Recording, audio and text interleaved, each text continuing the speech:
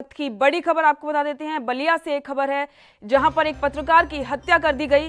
सवालों के घेरे में प्रशासन और सरकार एक बार फिर से आ गए हैं। सोमवार रात को पत्रकार पर ताबड़तोड़ फायरिंग हुई थी और इस घटना पर लोगों का गुस्सा फूटा। विरोध में लोगों ने रोड को जाम किया, लेकिन पुलिस के समझाने के बाद और साथ ही कार्रवाई का आश्वासन देने के बाद लोगों ने प्रदर्शन को खत्म किया।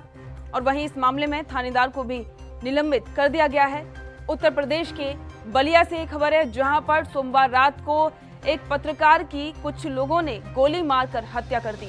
इस मामले में एक बार फिर से उत्तर प्रदेश कानून व्यवस्था और सरकार पर कई सारे सवाल हो रहे हैं और एक बार फिर से विपक्ष को सरकार को घेरने का एक बड़ा मुद्दा मिल चुका है, क्योंकि जिस तरीके से लगातार उत्तर प्रदेश में मामले बढ़ रहे हैं वो कहीं ना कहीं सरकार पर और साथ ही वहां के प्रशासन पर सवालिया निशान खड़े करते हैं। क्योंकि इस मामले में भी जब पुलिस से सवाल किया गया तो पुलिस ने इस मामले में कुछ भी साफ कहने से इनकार कर दिया।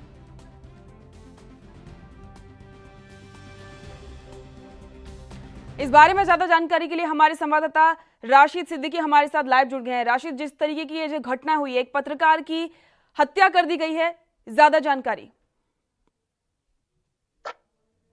जी बिल्कुल पूजा, अगर हम बताएं जैसे जिस तरह से बलिया के अंदर एक हिंदी न्यूज चैनल के संवाददाता है रतन सिंह, उनको जिस तरह से बेरहमी से सरेआम गोलियों से भूनकर उनकी निर्मम हत्या कर दी जाती है, उसके बाद से लगातार जो प्रशासन जो अधिकारी हैं वहां पर कई बार उनसे वहां का स्थानीय रिपोर्टर हमारे जब सवाल जवाब करते हैं तो कोई चीज बताने के लिए वो तैयार नहीं होते हैं। कहीं न कहीं जिस तरह से जो ये आज पत्रकार की जो हत्या हुई है तो इसको लेकर काफी जो पत्रकारों के अंदर जो आक्रोश था वो साफ तौर पर देखने को मिला। लगातार वहां पर प्रदर्शन चल रहा था। रात भर लोग पत्रकार वहां पर आईजी मौके पर पहुंचे। हालांकि एडीजी ये लोग ने फोन पर उन लोगों से वार्ता की। वार्ता करने के बाद किसी तरह प्रदर्शन को शांत कराया गया। तत्कालीन जो वहां पर एसओ थे उनको निलंबित किया गया। लेकिन सवाल उठता है जिस तरह से उत्तर प्रदेश के अंदर क्राइम बढ़ता जा रहा है, लगातार हत्या थमने का नाम नहीं ले रही है और पत्रकारों के ऊपर तो लगातार ऐसा कई बार इस सरकार में देखा गया लगातार हमले हुए हैं। लखनऊ के अंदर, राजधानी के अंदर हमले हुए हैं, कानपुर में हमले हुए हैं। जब पत्रकार और पुलिस खुद नहीं सुरक्षित है तो जाहिर सी बात उत्तर प्रदेश के अंदर क्राइम कितना बढ़ गया हुआ। ऐसे में जो विपक्ष जिस तरह से सरकार को घेर रही है वो कहीं ना कहीं उनको लगातार उसको फायदा मिल रहा है, क्योंकि जिस तरह से क्राइम बढ़ रहा है, जिस तरह से घटनाएं हो रही हैं और जिस तरह से पुलिस और पत्रकार पीटे जा रहे हैं, तो अब इसमें सवाल ये उठता है कि सरकार को एक सख्त कदम उठाना चाहिए इसमें जल्द से जल्द। क्योंकि जो अपराधी हैं वो उत्तर प्रदेश के अंदर पूरी तरह से बेखौफ हो चुके हैं, बेलगाम हो चुके हैं। ना ही तो उनको अंदर कोई पुलिस का डर रह गया है, ना ही तो कोई सरकार की कोई गाइडलाइंस है जो है कि वो अपराधियों पर जो है नकेल कस सके। ये जो घटना हुई है जिसमें सोमवार को रात को एक पत्रकार की हत्या कर दी गई, तो इसमें हत्या की वजह क्या सामने आ रही है? हालांकि जो पुलिस का जो बयान आता है उसके बाद से लगातार जब पूछने के बाद तो पुलिस का ये बयान आता है कि पत्रकार का उनके पट्टीदारों से कोई विवाद था, विवाद के चलते उनकी निर्मम हत्या कर दी गई थी। लेकिन वहां के जो स्थानीय लोगों ने जो सूचनाएं दी हैं, इससे ये लगता है कि पत्रकार अक्सर क्योंकि वो एक निजी चैनल के पत्रकार थे, एक अच्छे पत्रकार माने गए हैं, तो वहां पर ये लगता है कि वहां पर प्रधान है उनसे कोई उनकी रंजिश चल रही थी या उनको खबरों को लेकर कोई चल रहा था। हालांकि इस तरह के आरोप भी लग रहा है। हालांकि अभी पुलिस प्रशासन की जिस तरह से जो सफाई देना था, जो पुलिस प्रशासन ने कह रहा था उनका पट्टीदारों से विवाद चल रहा था, उसको लेकर उनकी गोली मारकर हत्या कर दी गई थी। इस सब चीजों को भी जांच हो रही है। जांच होने के बाद स्पष्ट निकल के आएगा कि आखिर उनका क्या कारण था, उनकी हत्या के पीछे कौन कौन लोग शामिल थे और किस कारण से उनकी हत्या हुई थी। लगातार जो है यूपी सरकार और साथ ही प्रशासन भी यही वादा करता है कि अब ऐसी कोई घटना नहीं सामने आई, क्योंकि हमने पिछले महीने भी देखा था कि एक गाजियाबाद में भी एक पत्रकार की हत्या कर दी गई थी और जिसका जो लाइव वीडियो था वो के सामने भी आया था। तो क्या अब सरकार इसके लिए कोई कड़े कदम उठाएगी या फिर आगे भी ऐसे ही पत्रकारों की हत्याओं के मामले हमें देखने को मिलेंगे? अजीब, जो बिल्कुल उत्तर प्रदेश के अंदर ऐसा तो फिलहाल लगते हुए नहीं नजर आ रहा है कि पत्रकारों का उत्पीड़न का मामला थम पाए। क्योंकि अगर यहाँ पर देखा गया है ज्यादातर उत्पीड़न तो जिस तरह से अभी हम आपको बताना चाहेंगे, कल एक गोंडा का मामला था, वहां पर कई लोगों के बीच में दंगा होता है, सांप्रदायिक रूप दिया जाता है उसमें जब हमारे संवाददाता जब अधिकारियों से बात करना चाहते हैं, वहां के पुलिस अधीक्षक से बात करना चाहते हैं, तो वो उनको जवाब नहीं देते हैं, उनको टालमटोल में उतार देते हैं। उसके बाद ये मामला जब हम डीजीपी तक लेके जाते हैं, तो उस मामले को लेकर एडीजी संज्ञान में लेते हैं। उसके बाद वहां के एसपी बात करते हैं। उसके बाद 22 तारीख की घटना को हमको कल की डेट में बाइट देते हैं। तो ऐसे में और उन पत्रकारों के ऊपर एक दबाव बनाते हैं। जाहिर सी बात है, छोटे जिलों में आज पत्रकारों के ऊपर जो अधिकारियों का दबाव है वो कहीं ना कहीं नहीं रुक रहा है, जिसका खामियाजा छोटे जिले के जो रिपोर्टर है उनको भुगतना पड़ रहा है। कहीं उनकी हत्या करके, कहीं उनके साथ मारपीट करके, कहीं उनके ऊपर फर्जी मुकदमा लिखाकर। ये भी बातें सामने आती हैं कि अगर कोई भी प्रशासन को या फिर स्थानीय थाने में कोई भी किसी की शिकायत करने जाता है तो पुलिस या फिर वहां का प्रशासन इस पर कोई कार्रवाई नहीं करता है। तो कहीं ना कहीं ये जो घटनाएं हुई हैं उसकी वजह कहीं ना कहीं प्रशासन की अनदेखी है कि वो सुनती नहीं है।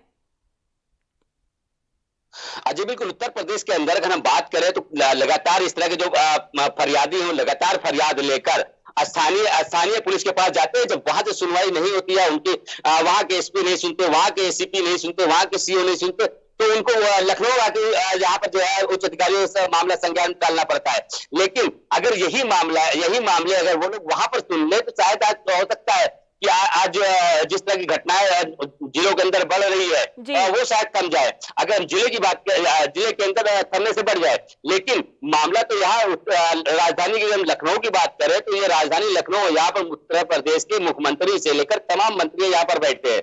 लेकिन बीती रात यहाँ पर भी हत्या हो जाती है, सुबह होती है, यहाँ पर गोलियां तड़तड़ाहट की सुनने को मिलती है। मर के एक अधिकारी को गोली मार दी जाती है। तो जब राजधानी लखनऊ का ये हाल है, जहां पर पूरा पुलिस महकमे का आला कमान यहाँ बैठता है, यहाँ स्वयं मुख्यमंत्री जी बैठते हैं, उसके बाद तो उत्तर प्रदेश की कानून व्यवस्था लखनऊ से अंदाजा लगाया जा सकता है। आज भी वक्त है कि अब मुख्यमंत्री जी को इस पूरे मामले को लेकर एक संज्ञान लेना चाहिए और एक जो बड़ी कार्रवाई हो। बिल्कुल रशीद, एक बात और है कि जब भी ऐसी कोई घटना होती है तो सरकार जल्दी से आनन फानन में उससे रिलेटेड जो भी अधिकारी होता है उसको निलंबित कर देती है। लेकिन सबसे बड़ा सवाल तो ये भी उठता है कि क्या सिर्फ अधिकारियों को निलंबित करने से घटनाएं रुक सकती हैं? जी बिल्कुल, लगातार देखा जा रहा है हर एक मामले में जो भी मामला होता है उसमें तत्काल एसओ होते हैं या उससे रिलेटेड जो चौकी इंचार्ज होते हैं, जो सिपाही होते हैं, उनको निलंबित कर दिया जाता है। आज तक कभी किसी बड़े अधिकारी के ऊपर कार्रवाई नहीं होती है, ना ही तो उनके ऊपर कार्रवाई होती है, ना ही तो किसी तरह की जांच बैठा ली जाती है। उसके बाद मामला ठंडे बस्ते में चला जाता है और अपराधियों को ढूंढने में सारी फोर्स लग जाती है। लेकिन ये कभी नहीं सोचते, ये अधिकारी नहीं संज्ञान लेते हैं कि आखिर एसओ को निलंबित करने से क्या अपराधी पकड़ लिया जाएगा, या एसओ की अगर लापरवाही थी तो ये लापरवाही आपको पहले क्यों नहीं दिखी। तमाम तरह की ऐसी बातें हैं जो कि उठती है उत्तर प्रदेश पुलिस के ऊपर, क्योंकि कहीं ना कहीं से अब साफ तौर पर जिस तरह से विपक्ष हमलावर है, जिस तरह से अखिलेश यादव जी का ट्वीट आया था, उन्होंने स्पष्ट कह दिया है कि उत्तर प्रदेश जंगल राज बनते चला जा रहा है। इसको लेकर प्रियंका ने कई बार ट्वीट किया, तो अब इसको लेकर अभी प्रदर्शन का भी जाहिर सी बात है, पत्रकार को गोली मारी गई है, महीने में दूसरी बड़ी घटना है। तो इस बार यहाँ पर प्रदर्शन लोगों के जो अंदर है, तो विपक्ष भी इसको लेकर सवाल खड़े कर रहा है। और साथ ही इस पर बिल्कुल रशीद, साथ ही सरकार को भी इस पर संज्ञान लेने की आवश्यकता है और इस पर कार्रवाई करने की भी जरूरत है। आपका बहुत बहुत शुक्रिया इस तमाम जानकारी के लिए। आपको बता दें कि उत्तर प्रदेश से सरकार और कानून व्यवस्था पर सवाल खड़े करने वाला एक और मामला सामने आया। यूपी के बलिया में एक पत्रकार की गोली मारकर हत्या कर दी गई है और पुलिस इसे आपसी रंजिश बता रही है।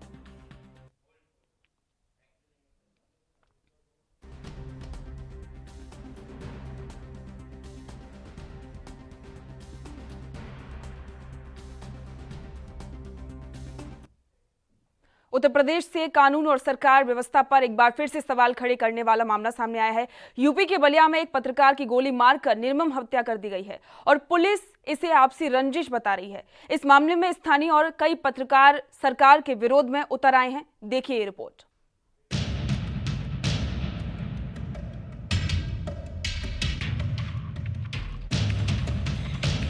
उत्तर प्रदेश के बलिया में एक निजी चैनल के पत्रकार रतन सिंह की उनके गांव में ही सोमवार की रात गोली मारकर हत्या कर दी गई। वारदात को तब अंजाम दिया गया जब वह गांव में ही किसी के यहां बैठने के बाद पैदल ही वापस अपने घर जा रहे थे।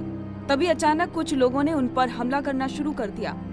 स्थानीय लोगों का कहना है कि अपने ऊपर हमला होते ही जान बचाने के लिए रतन सिंह ग्राम प्रधान के घर में घुस गए। इसके बाद भी हमलावरों ने पीछा नहीं छोड़ा और ताबड़तोड़ 3 गोलियां उन पर बरसा दी। इससे पत्रकार की घटनास्थल पर ही मौत हो गई। वारदात की खबर लगते ही पुलिस प्रशासन के आला अधिकारियों के साथ कई पत्रकार और लोग वहां पर पहुंच गए। सोमवार की रात हत्या के बाद परिजनों और ग्रामीणों के साथ कई पत्रकार और संगठनों के लोगों ने सड़क पर प्रदर्शन किया, रोड को जाम कर दिया और हमलावरों की गिरफ्तारी करने की मांग करने लगे। लोगों ने आरोप लगाया है कि स्थानीय पुलिस की निष्क्रियता से घटना को अंजाम दिया गया है। मौके पर पहुंचे एसपी ने फेमना शशिमौली पांडे को सस्पेंड करने और जांच के बाद अन्य पुलिस कर्मियों पर कार्रवाई करने का भी भरोसा दिलाया और इसके बाद जाम को समाप्त किया गया। पहला नंबर का विवेक सिंह कौशिक, दूसरा नंबर झाबर प्रधान, एक मिनट रुकिए, झाबर प्रधान, तीसरा उदय सिंह। सुन लीजिए सर, अगर आप लोगों के हिसाब दिनेश सिंह और आप लोगों के हिसाब से नहीं अगर कार्रवाई हुई संजय सिंह तो एंड डू एंड डाई का यहाँ मैटर होगा। फांसी दो कलम के हत्यारों को, फांसी दो, फांसी दो। बलिया पुलिस शर्म करो, शर्म करो, शर्म करो। बलिया पुलिस शर्म करो, शर्म करो, शर्म करो। कलम के हत्यारों को, फांसी दो, फांसी दो। कलम के हत्यारों को, फांसी दो, फांसी दो। शर्म करो, शर्म करो।